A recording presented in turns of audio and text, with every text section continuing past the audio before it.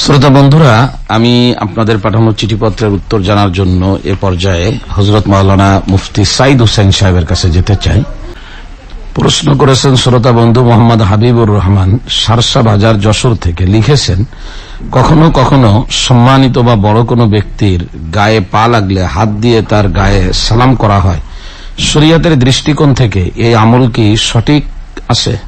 প্রিয় শ্রোতা, সম্মানিত বা বড় কোনো ব্যক্তি বা মুরব্বীদের গায়ে পা লাগলে দুঃখিত বা অনুতপ্ত হওয়া এটি উত্তম চরিত্রের একটি বৈশিষ্ট্য। এটি অত্যন্ত প্রশংসনীয়। তবে এক্ষেত্রে তার গায়ে হাত ছুঁয়ে সালাম করার কোনো বিধান ইসলামী শরীয়তে নেই। এক্ষেত্রে উত্তম পদ্ধতি হলো, আমি দুঃখিত, খেয়াল করতে পারিনি বা মাফ করবেন, এই জাতীয় শব্দ বলাই উত্তম। গায়ে হাত ছুঁয়ে সালাম করার কোনো প্রয়োজন নেই। প্রশ্ন করেছেন শ্রোতা বন্ধু মোহাম্মদ ইহসান কাদির, জিকরগাছা, যশোর থেকে। লিখেছেন, কোন ব্যক্তির কোনো কিছু খাওয়া বা পানাহার অবস্থায় তাকে কি সালাম দেওয়া যায়?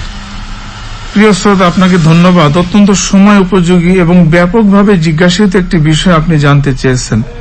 খাবারের সময় সালাম দেওয়াও যাবে, উত্তরও দেওয়া যাবে।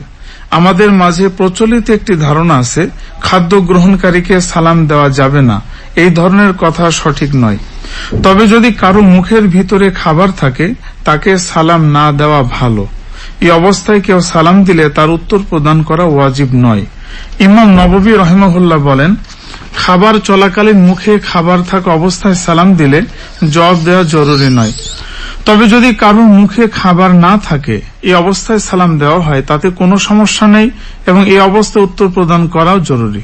প্রশ্ন করেছেন মুসাম্মাদ ফারজানা আক্তার, রূপসা, খুলনা থেকে। লিখেছেন, বর্তমানে বিবাহিত মেয়েদের অনেকে নিজের নামের সাথে স্বামীর নামের শেষ অংশ জুড়ে দেয়। ইসলামী শরীয়তে এই ধরনের কি কোনো নিয়ম আছে?